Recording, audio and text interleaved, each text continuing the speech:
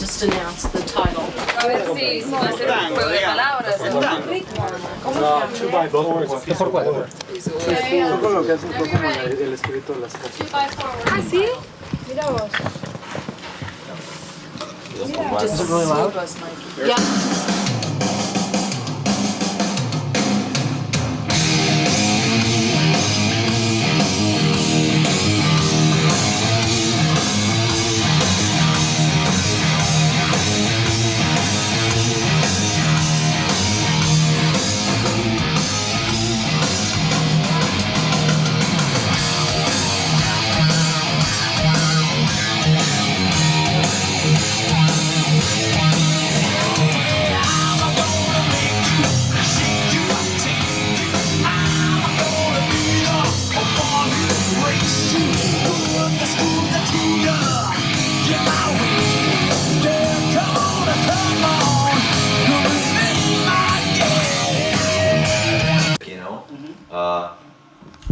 Yeah, we want to feel as free looking as we do playing music, you know? I mean, it's just a simple fact.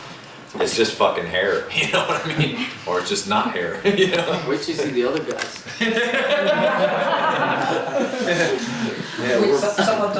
Someone told to Kirk that he's looking like he looks like Dave Navarro with that. I hear it every day. Every day. I mean. Couple minutes, so you guys are gonna do the last couple questions. We're gonna get some B-roll, and then when I come back, we'll switch you. Okay? I think what James was saying is very important, that uniform thing. People ask a lot, you know, we've been doing these interviews now for a couple. People talk about, you know, I hear this thing about the death of heavy metal and like he was touching upon it. That boxed inness of the whole thing is probably, it started suffocating. People couldn't be that forced into this kind of thing where the minute you would stray out of this tiny little box, you know, just all hell would break loose, you know? And I think for us, I mean, I think we, many years ago said our tone was that we wanted to do a bunch of different things musically and whatever. I think we are, I don't know, just, I think more comfortable with a continued, it's a continuation of us being more comfortable and confident about trying different things. And, you know, maybe 10 years ago, it's like, gotta have long hair to play heavy metal or whatever. It's just, who gives a fuck? Yeah, we don't care so much now. That's right. Do you think, I mean, this is related to what we're talking, because I remember that you were in an interview like 2 or 3 years ago, I can't remember when, but you said that it was funny that you were on stage sometimes and you can see guys with ties and suits in your concerts, you know. Do you think that's influencing you too, like changing things, you know, does that affect you, I mean, in certain ways, or?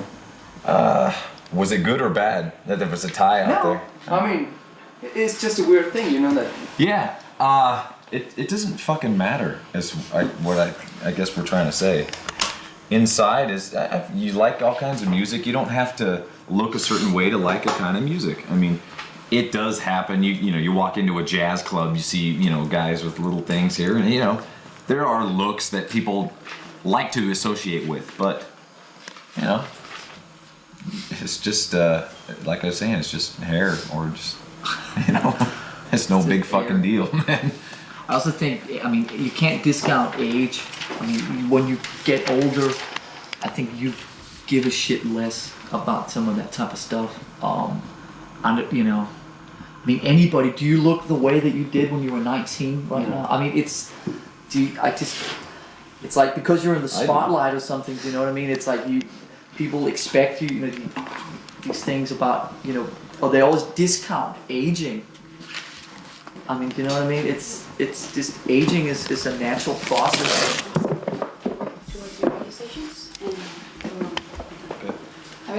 ¿Este quién es?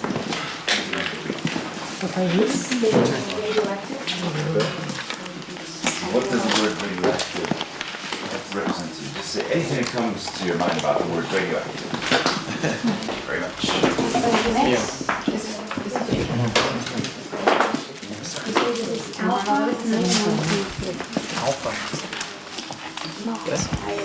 Hey, this is Lars from Metallica. You're hanging out, listening to Alpha 91.3.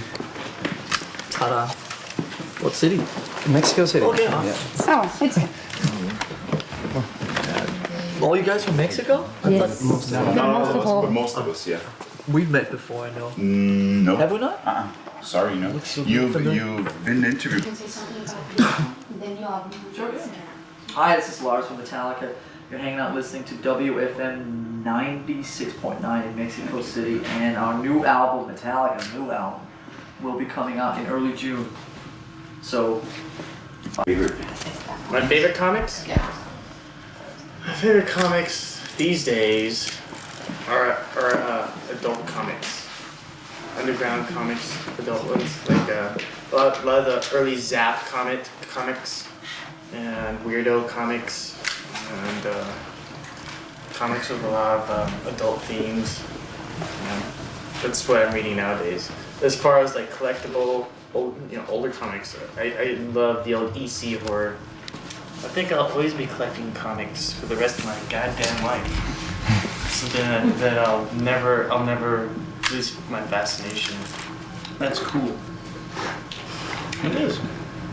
Thanks, Nat. It is. And now that you were talking about Lollapalooza and all this stuff, playing with different bands and different stuff that you used to do before, what do you think is going on in the metal scene right now? Because I was reading some stuff about people getting really worried about what was going on. You know, some other bands that used to play before like 10, 20 or whatever thousand people, now they are doing clubs and stuff. Like Poison? Or I don't know. Well, you know. But then again, a lot of these bands put out really great albums, and people just don't pay attention. I don't think we're affected by all that, you know, because we have such a strong fan base. We have quite a diverse fan base. Yeah, it's very to go diverse. along with it. You know what I mean? Yeah. There's And since Metallica's been playing good music for whatever 13 years or something. it's all quality. they- I mean, You have people that are the same age as us. Then you have people that are older than us that like the more of the black album. You got the younger kids that like the heavier stuff. So on and so on. And it's just like really opens up a big audience now. So we don't the thing making a big deal and all that kind of stuff because we have good listenable music still, you know, and people still like the old music and we still can play the old music, and so created that kind of foundation that we'll always be able to, stand up on. Okay, we're gonna do some items for our radio stations. Whose is this? Mine. I've never actually looked at one of these before. I'm really interested in this. Yeah, you can do whatever you want. Radioactive man. Hey, you know, if they play Metallica, they can't be all that bad. Beautiful. Is that what you're looking for, man? Just wonderful, sure. Just a happy birthday, quick happy birthday, anything? Happy birthday. Was that quick enough? Happy birthday, radioactive. I'm a little rusty, okay?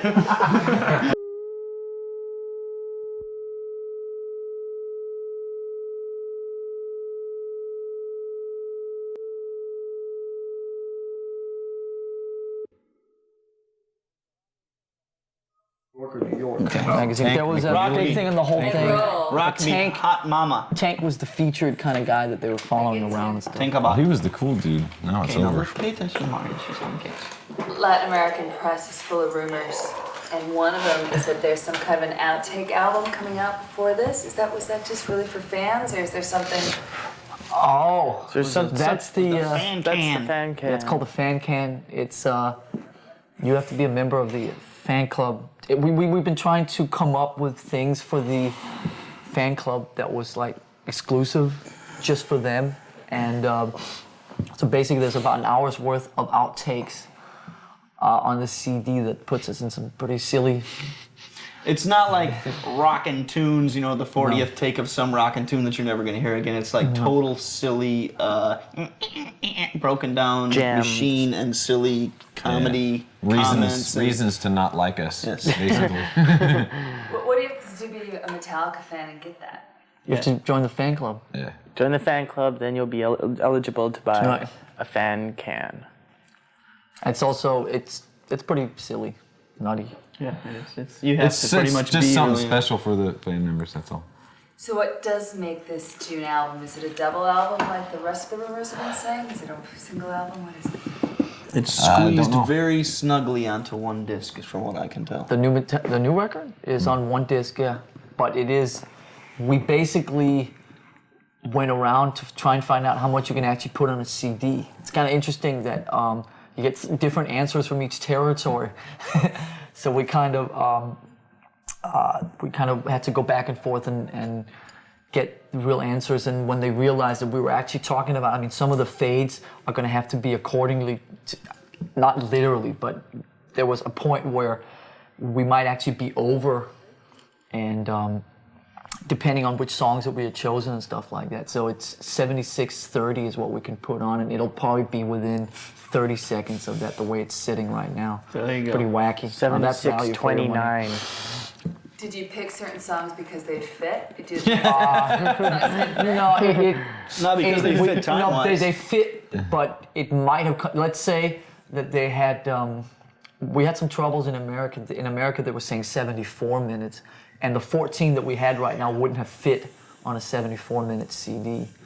So we might have had to go and swap one song with another or something like that. But now it kind of, we said, oi, and they finally came back and said, okay, for 76:30. It's a long record. A lot of material for B-sides already? Do we know? No. No? Not at all. There's always ideas kicking around for, like, you know, messing with songs or cover songs or that kind of thing always exists.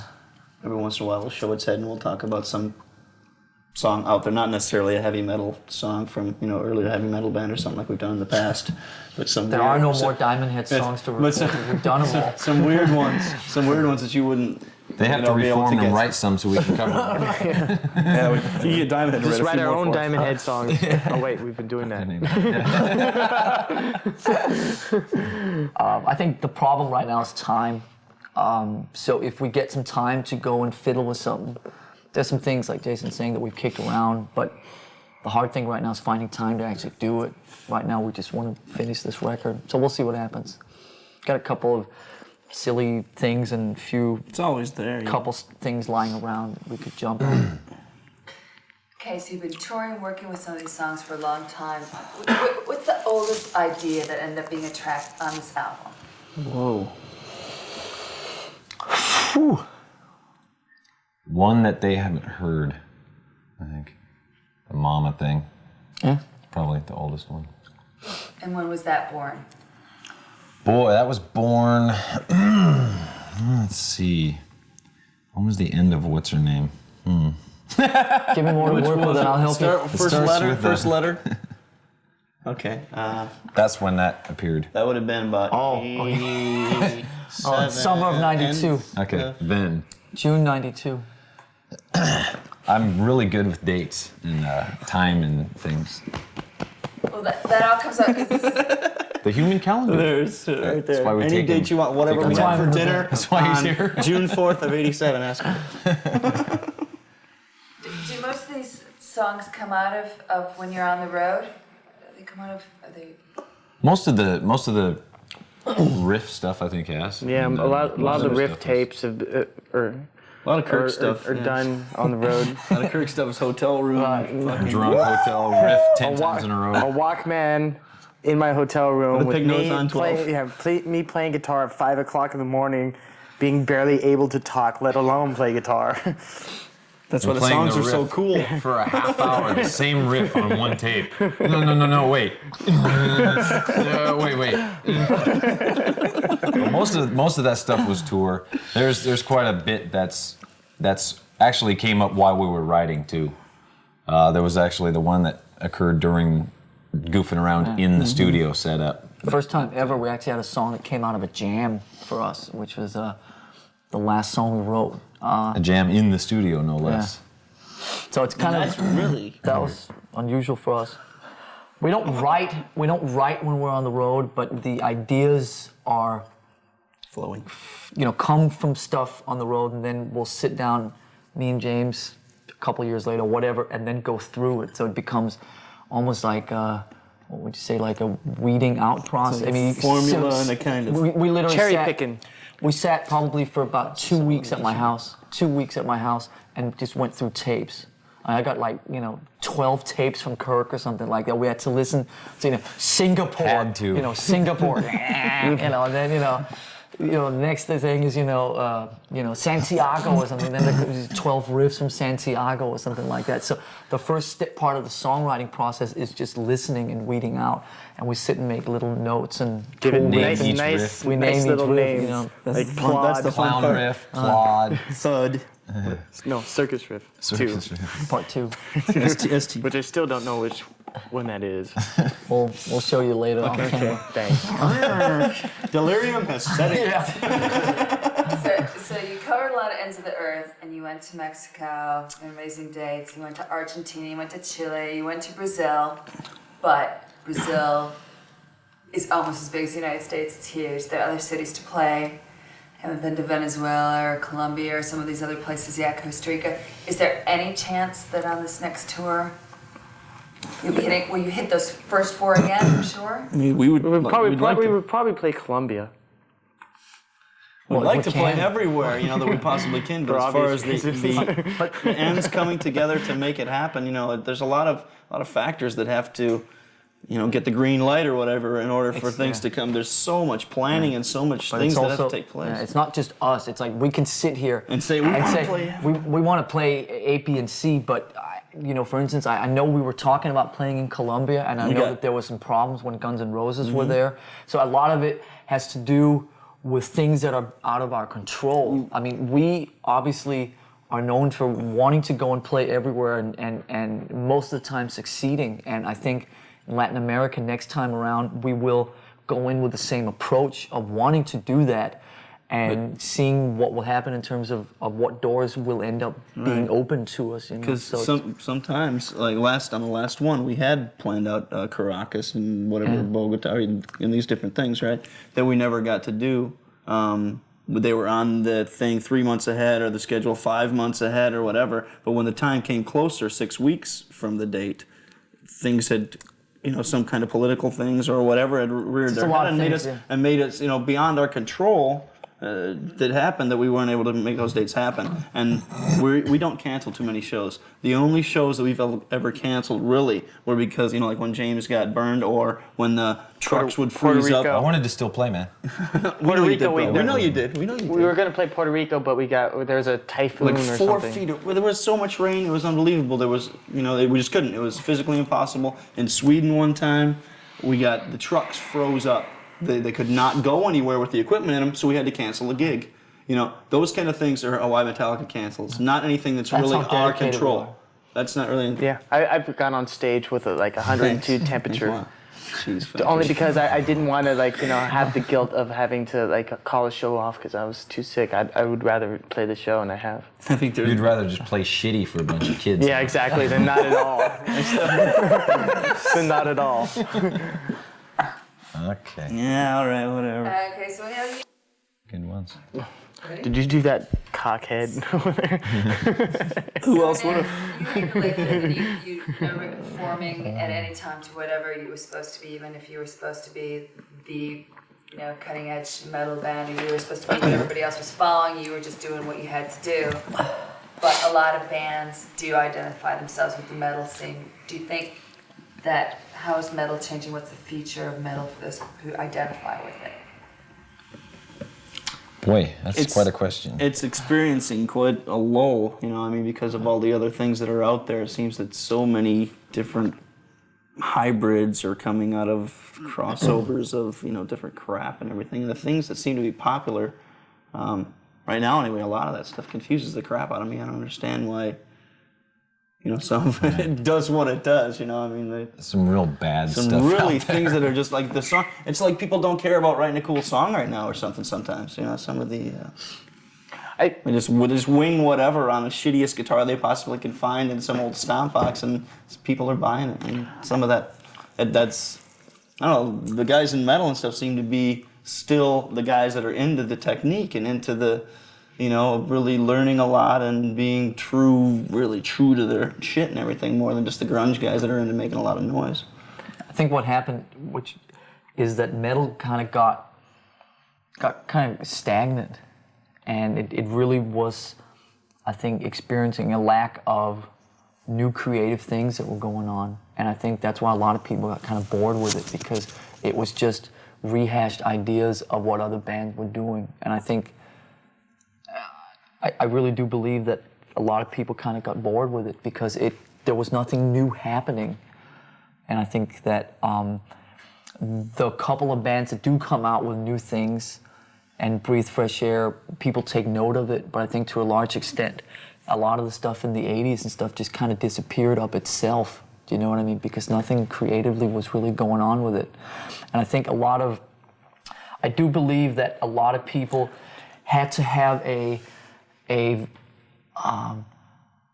that the whole thing with alternative and stuff like that the technique stuff and all that got to be too much for certain people to deal with, that they wanted to be able to play a guitar and try and write songs and stuff like that without feeling that they had to be the next Eddie Van Halen.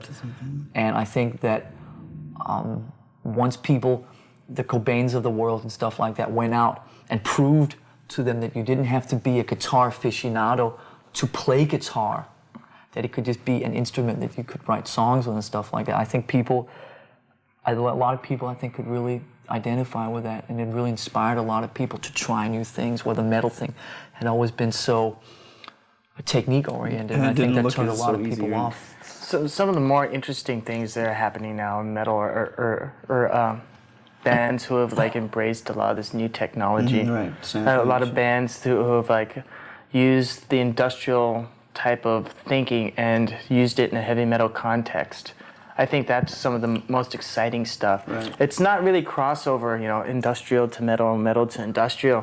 What it is more so is heavy metal bands using industrial techniques to get over, a different type of feel and make it sound refreshing. There's some really interesting bands that are doing that right now. And that's the most interesting thing that I could find in heavy metal. That's a good answer for the future, to answer that part of it. That, say, Sepultura or Godflesh or Fear Factory or those kind of bands that are using the samples and that kind of hepped up stuff to make it yet heavier.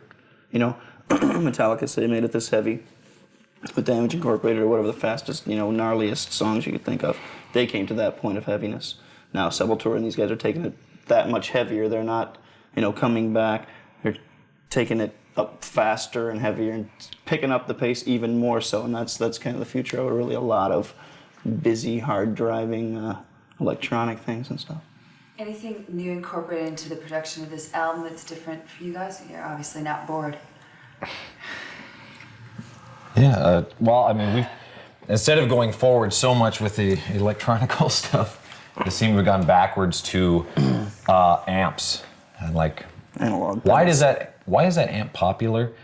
You plug in and you hear where that amp has been. Oh, that's the sound from that album or whatever. And the certain combination of this guitar with that amp, it's just it's like the shit. And then like they were sold in pairs, like they had to go, like with a fine cigar and cognac or something, they like go together. And discovering those, Bob is kind of introducing at least myself to some of that stuff. And you start to play, you feel the part of the amp, you feel a part of the amp. You're playing different, and you find that, wow, that, whatever, this rockabilly guy, he doesn't, Purity. He can't sit there and go like we can, but I can't do some of the stuff he's doing. So there's a lot of guitar stuff that there's to explore. It's never ending. So I think amp-wise and guitar-wise, and vocal-wise for me too, trying different sounds, different phrasings, different mics. Different mics, different sound, coming up with different sounds with my own voice even. So the experimenting that he's doing with the old analog pedals and those kind of things with himself, the same manner or whatever, or intensity that those guys are using the samplers to make it go. Exactly. He's doing it to make our moods and our swingy shit, or when he plays the bendy stuff or the country type picking or whatever. That's how he's doing his new shit, making his thing go forward. I've used a lot of vintage guitars. Yeah. A A lot of old stuff. Different old the old twisted shit. manual way as Yeah. opposed to Like the what new. ones? Names for. Like 58 Les Paul Standard. I pretty much have been using consistently on this whole album. Won't stay in tune to save anyone's life, but it sounds great when it does. And a lot of older pedals and old amps also. And just a real open mind as to what you can do to make this track better. That's another thing that is something that we've all been pursuing, is just taking the time out to like try different things and experiment. That's something that we've been doing a lot on this album. Who's Bob? Bob Rock. He's our whipping dude. He's our whipping boy. He's a runner. He's a runner, kind of. He's a Kinda guy. guy. He's a guy who calls himself a producer. He's the guy that's brave enough to come and to join He's the our guy team walking out the for- door right now. Oh yeah. With the big fucking Once finger he in the hears air. this.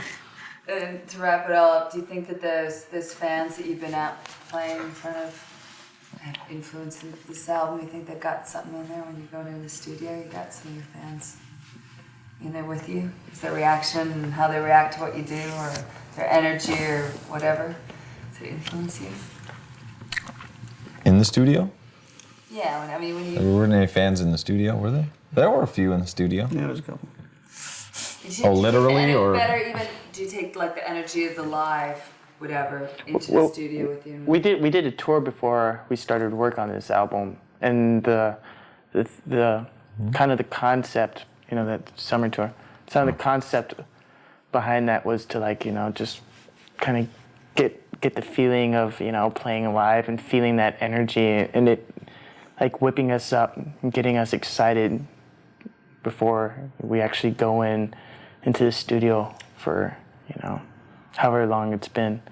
We kind of use that as like a driving creative force. You envision those songs live? Do you already kind of have a feeling how they will be live?